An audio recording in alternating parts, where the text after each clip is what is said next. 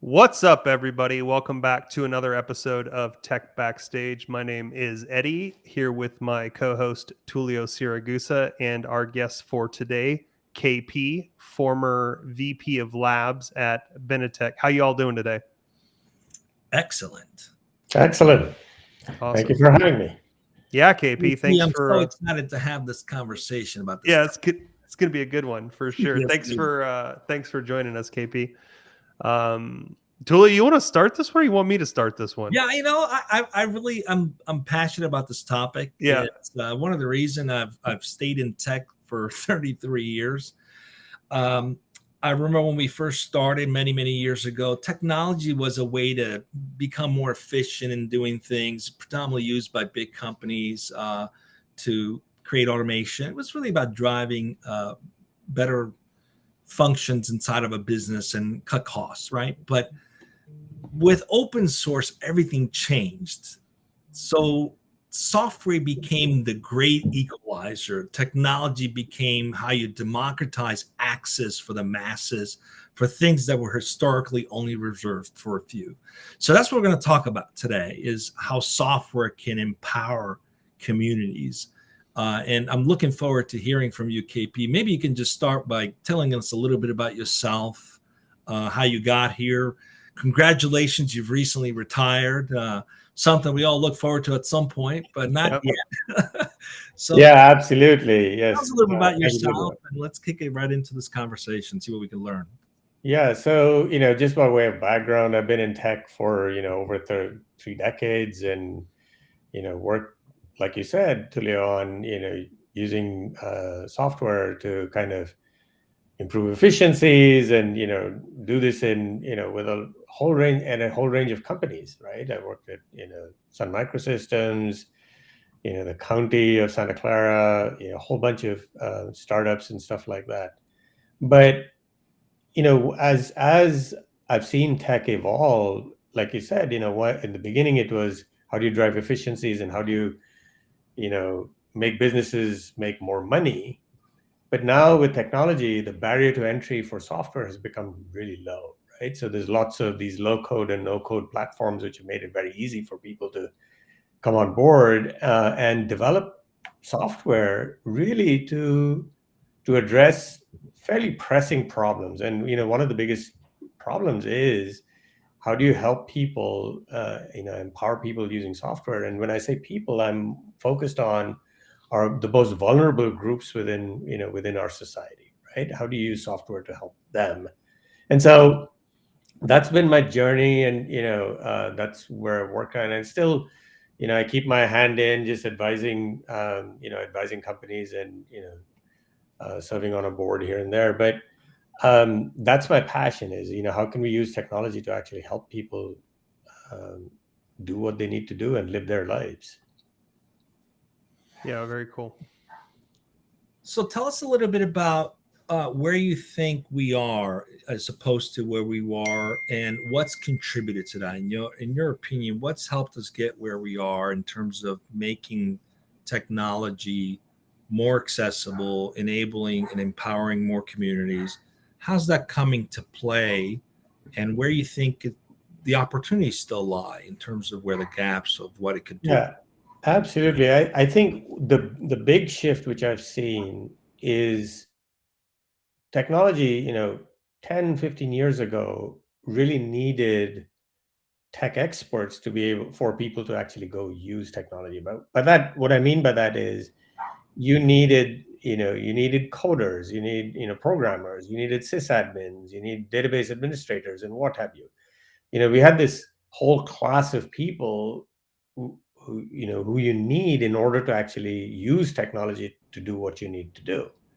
And that's still true for a lot of, large enterprises and what have you. They still need that, and there's a place for that.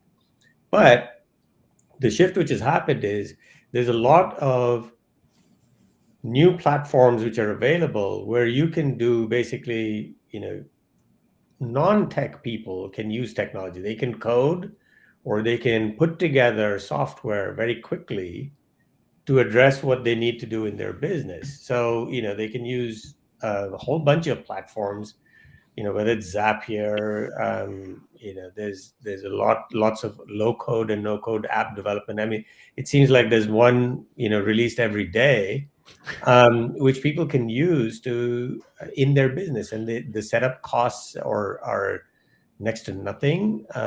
You can do it on a credit card, and so for a lot of these businesses, and particularly small businesses and not for profits, they can actually use these platforms. So that's the big shift which has happened. They don't need a tech guru to help them to use tech.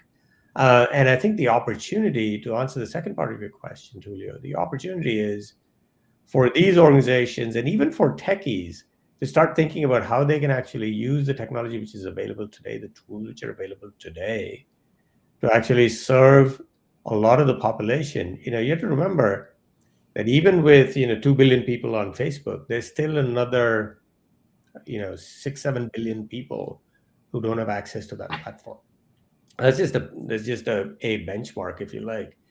But there's lots of people who are the bottom part of the pyramid, so to speak, and that's where I think we need to focus our attention to use tech to benefit that group of people. Interesting. And I guess really quick, just so that everybody listening in, is aware. Like, can you define who those people are? Where because Sure. I know that we were talking about that earlier, but you'd highlighted a couple, I think, really important groups, especially here in the U.S. right now, that I think fall outside the category of like everyday Facebook users, right? Like, Right. Like people like us take it for granted, as like we're on our iPhone walking around, but there's a lot of people even in the US that are, struggling to have access to the things that they need. Right. And I think the primary group are what I call, the working poor. I mean, this is a term which is used a lot. A lot of them are elderly people, but there's a lot of people who are young people, in their 30s and 40s who are working poor. And what I mean by that is these are folk who struggle every day to just make a living wage. To give you some figures, the living wage in the Bay Area, depending on which county you are, ranges anywhere from $90,000 a year to $115,000 a year, give or take, for a family of four. Now, if you take somebody who's working a minimum wage job, or even getting paid a reasonable wage, but they're hourly workers, and I'd take $20 as a figure, $20 an hour. Well, if they're working full time, they're making $40,000. That still doesn't make living wage for their family. So if they work two jobs, they get $80,000, and that still doesn't get them to living wage, which is at $90,000. So both partners, or spouses, husband, wife, whatever, parents have to be working, 3 jobs between them to cross the, to get to living wage. So it is. And then when they're doing that, if you think of the logistics, if both parents are working, well, you have to make really, you don't have a lot of time, and you have to make suboptimal decisions in terms of how you're going to feed your kids, and because you're rushing from one job to the next, and so that is what fuels, if you like, a lot of the insecurity. And these are folk who live paycheck to paycheck. Literally, they don't have any savings. We know the fact that over 50% of Americans don't have any savings. I mean, they're like, maybe they've got $10,000, $15,000 or $20,000 in the bank. But, many of them just don't have any savings. Yeah. And that is a crying shame. I mean, we live in the most prosperous country in the world, and yet we have over half our population, 160, 170 million people who are just struggling to live. Yeah. It's hard to believe. It's hard to believe that $80,000 a year isn't even a living wage in some places anymore. Wow. It isn't. Yeah. It's just staggering. And you think of the impact on kids and our future generation, right? So that's where I think we really need to reset our priorities in terms of how do we actually go and use technology because for these people, technology is just an esoteric term, right? Right. They just have to be able to use whatever they have. Their phones have to work. Apps have to give them essential information, and that's it. So that's where I think we need to focus our attention as techies. That's our responsibility, I think, where we need to be able to help these people, just live a better life. Yeah. KP, there's often the mindset that technologists will tend to focus on something they can get support for, right? I mean, let's face it, most VCs would rather fund a company that's got some clear revenue growth and exit objectives. And that's part of the problem. I think we could agree that's part of the problem. But is there a way, again, technology is the equalizer. It changes things. It creates opportunities as well for things that normally in the past would have been thought of as only for nonprofits. Is there a way that we can accomplish both? Do something really valuable for underserved communities and create more equalization across society, and at the same time, create wealth, create profit for those people involved. What are your thoughts around that? Yeah, there's definitely. I mean, it's a great question, Tulio, and I think this is something which I've struggled with as well, because you're right. I mean, the bulk of the VCs are not interested in investing in solutions which are at the bottom of the pyramid unless there's vast amounts of money to be made. Yeah. There are some VCs and a lot of philanthropic organizations as well as individuals who are looking at this and saying, look, maybe we're not going to go IPO and make $1 billion or a $10 billion company or what have you and make staggering profits and so on. But this is a population which is really big, and so we'll make a small amount of money, but it's over a huge population of people we're going to serve, right? Yeah. And so I'll give you one example, and this is really from India, for example. And India, if you don't know, the telecom charges, your cell phone charges are the cheapest in the world. Okay. And the companies there have figured out that they can charge very little, but then because of the huge user base, they can still be profitable. So they figured that out. I mean, you can make a call, a call in India costs you a fraction of what it costs in the US, right? It's just staggering. I mean, you can get a phone for $20 or $25, the equivalent of 20, and its incoming is free for the rest of your life. It's just staggering, right? So it can be done. So yeah. One of the things I think that's really important too, and I mean, I don't know how you feel about this, KP, but I'm gonna maybe throw this out there that might be a debatable topic, even outside this podcast. But now it's especially if you're looking at the last couple of years and record profits, even during the pandemic on the stock market and stuff. But I feel like, especially in the tech industry, obviously I think this happens in other industries as well, but we've really normalized these massive, profit gains, these 10x, like, VCs are looking for the next 10x all the time. That's the only thing they're interested in. Right. And I think that's one of the things that's driving, even unhealthy growth in our industry. Right. Like, do we always have to make 10x, on an investment, or like, is it okay to make,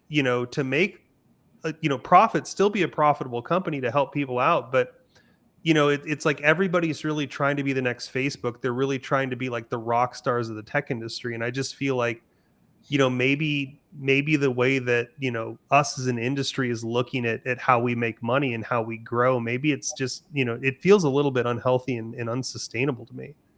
Yeah, absolutely, Eddie. I agree with you. I mean, it's like, I've seen companies, for example, they say, okay, we'll make a bunch of money elsewhere and then we'll set up a foundation, or we'll give to philanthropy, or right. we'll make it free for nonprofits to use our product or what have you. But, and that works. But the point is, if you have a product which is designed for enterprise or designed for large companies to use, a small non-for-profit is going to find it really difficult to go use that because Yeah. they don't have dedicated IT resources. They can barely afford, their laptops and what have you. They can't invest. Their tech refresh cycle is 10 years to never. Right. Totally. Yeah. Right. So so those are the kind of things which we need to kind of think about, right? And so there are some VCs who are doing this. There are definitely, uh, there are, individual people, who are spending their money, which they've made in tech elsewhere, spending their money and giving that to not-for-profits to invest in what they're doing. So, um, there's definitely that. I mean, the biggest one which stands out to mind is, Jeff Bezos' ex-wife, Mackenzie Scott, Oh, yeah. who gives, who's given away vast amounts of money, I mean, billions of dollars. I mean, she's the largest single donor, in the world, and she's Right. given away a huge amount of money. And she does it with no strings attached, right? So she picks the not-for-profits and says, okay, here's a chunk of change, big chunk of change for you.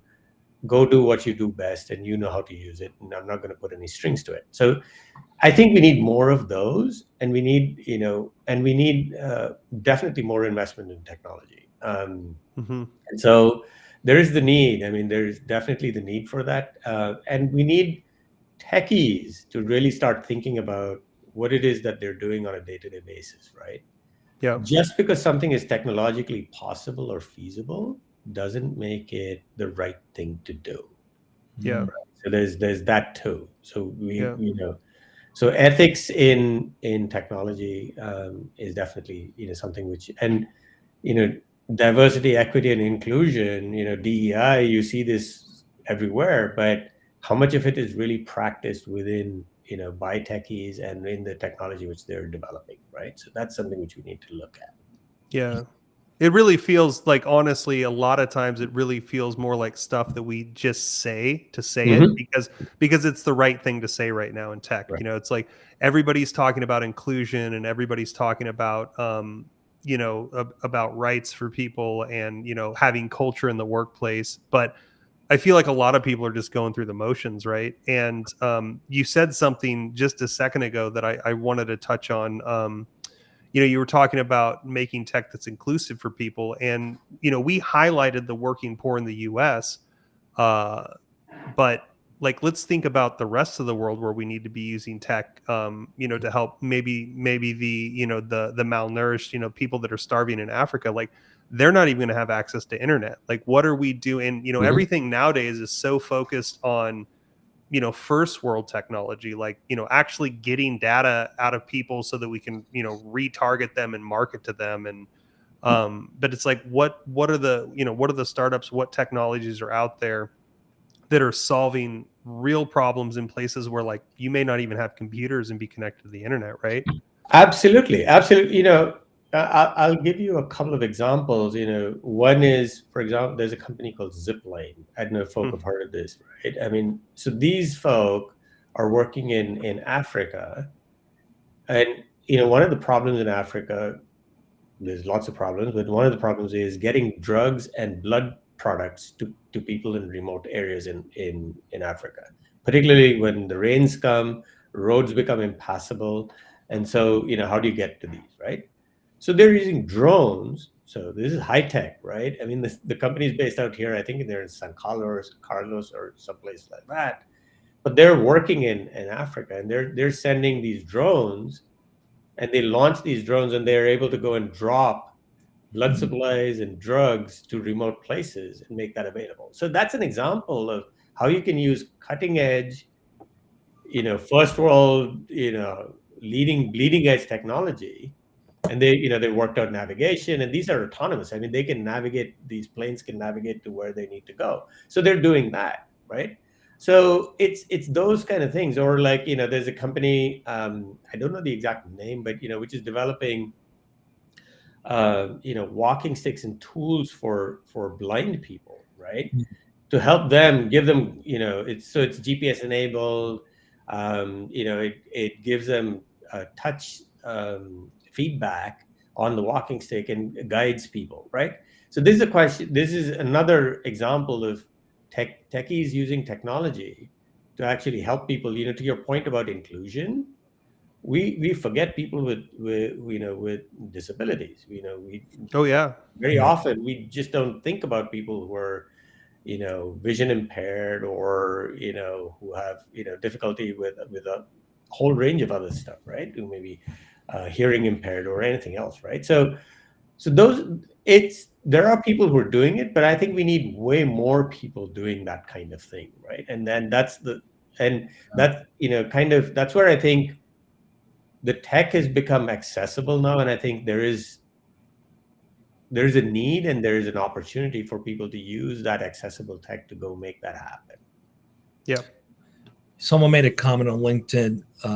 It's about the impact. Thanks, Yeah. Gustavo, for making that comment. And I can't help but think back to 2008, 2009, the last time we had an economic downturn that impacted millions of people in a negative way. And yet, this is not to single out Apple or anybody else, but yet companies like Apple had $200 billion in the bank, just sitting there in the bank, Mm-hmm.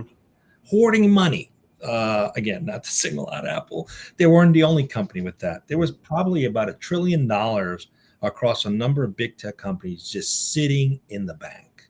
Money that wasn't moving the economy in any direction. Basically, money being hoarded by big tech. So it seems as though today most of the efforts is just a tax write-off. But how do we get people to change the mindset? How can organizations, instead of just individuals who might have had wealth come their way, who decide to give back after they've built the wealth, how do we get companies to share that wealth proactively and do good in society this way? I mean, what needs to happen, do you think? I think it starts at the top, because it's the CEOs and the boards who have to actually make this call, right? I mean, you think about the CEO of Gravity Payments, right? Who said, okay, there's a minimum wage of $70,000. This is what I'm going to pay my employees. I love that guy, by the way. Yeah. Right? So he took a pay cut. And people said, oh, you're going to fail. They didn't fail. They did really well, right? So they've been growing like crazy, and they're doing so. There's this, misconception that if you pay people well, you treat people well, or you spend the money which you're making hand over fist, somehow it's going to, or you're not going to be able to survive. And that's simply not true. The second thing is a lot of our, companies, they're not driven necessarily by, what is happening around them. They're driven by Wall Street. They're driven by every quarter I need to make, quarter on quarter I need to show growth, quarter on quarter I need to show profits. And so I'm going to, and in tech, the biggest expense is people. And so how can I cut my expense on people? And just that's the way it is. It's like, that's why they fight the wage increases. It's like, oh, we shouldn't pay people more. I mean, Amazon is like awash in money, right? It's just, and yet they just want to fight the minimum wage at every stage, right? And so these are the kind of things. It's like it starts with the CEO, and the CEO has to change. And sometimes it may be societal pressure, but sometimes it's a very personal event which takes place for that. So when you really think about it, it's counterproductive, isn't it? Yeah. Because you pay people less, they eventually spend less, which doesn't contribute to the economy, which ultimately comes back to you. It's just counterproductive. It's totally counterproductive. It's, you pay people well, they're going to go out, feel good about themselves. They're going to spend money. They're going to, it goes into the economy. It's the same thing with, this is off topic a little bit, but, it's the same thing with healthcare. It's like, why don't I want everybody, I want my daily workers to have really good healthcare. Why? Because they're the folk who are preparing my food. They're the people who are coming in and cleaning houses. They're the people who are minding our children. We want them to be healthy and safe so that they're, you know, so we want them to be really clean, you know, have really good, clean healthcare available to them so that they don't fall ill, because they're the people who keep the economy running.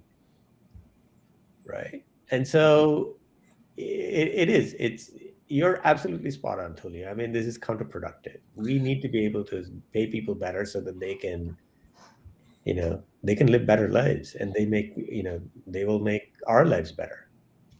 Now let's talk a little bit about some efforts to have changed the system a little bit. Like let's take cryptocurrency, for example, right? It was supposed to democratize access to money and the value that you put behind things, which could potentially make it more accessible, but it turned into a game for the big, you know, boys and girls to make more money, right? And that inevitably causes ups and downs, ups and downs. So what do we need to do? What's the call to action for technology companies, for software companies to change this, to create an environment? Clearly what I heard is you want to fix inflation, pay people more money. You know, problem fixed.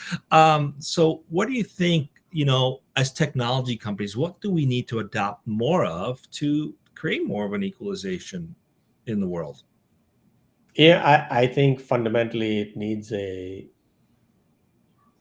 attitude shift. It needs people, you know, at the C-suite to be thinking differently about what they're, you know, how they're, you know, how they think about technology, right? And that's the whole thing. It's like, you know, it's not just about the money; it's about the people, and people need to rethink that. Is that going to happen tomorrow? I don't believe so, right? I mean, we have fostered this whole culture of, you know, me first, and I've got to make my, you know, my pot of gold, and then I'm going to go take care of everything else, and, you know, then I'll write a check. No, it's about, you know, that's not going to solve the problem, right? It's so it is going to require a societal shift, and I think it comes from education. It comes from teaching people, teaching kids to be more generous, and teaching kids to think about their fellow, you know, children in their classroom, and that's where it starts from, right? And it's so yeah, I mean, it's a mind shift, and I think the younger generation is kind of glomming onto that, and I think there is a change, but it will take, I think, you know, at least a generation or two before that happens, or something major happens in the world to disrupt the economy. Yeah, I Right. think we're kind of going in that direction. Yeah. Right. We're coming up on time. Eddie, you got some final question for KP? Otherwise, I've got one follow-up. No, dude, take this one, man. I think you're. Look, you've had a career in tech. You've spent 3 decades. Any words of wisdom? You've seen the value tech can create, both financially for the participants, but also in democratizing access for less well-served areas of the world. What words of wisdom would you have to share as a retiring tech executives? You know, I'll leave you with 2 3-letter acronyms. Okay. The first one is API. And API, everybody knows API, you know, it's not an application programming interface. It's, in my parlance, it's assume positive intent.